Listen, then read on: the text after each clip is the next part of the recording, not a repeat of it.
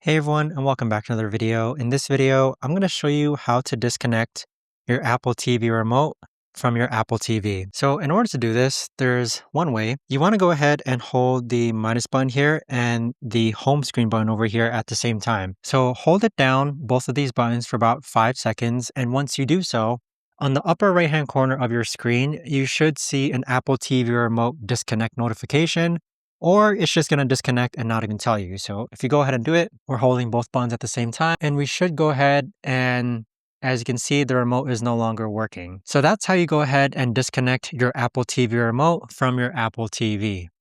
And so with it, the notification comes in late. As you see right over there, the remote has been disconnected. So it takes a couple seconds, but you'll notice that your Apple TV remote stops working. As you can see here, I'm pressing all the buttons, but it's no longer working.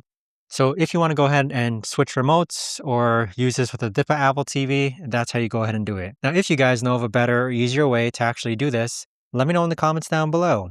I would love to know. Thanks so much for watching, everyone, and I'll see you guys all in the next video.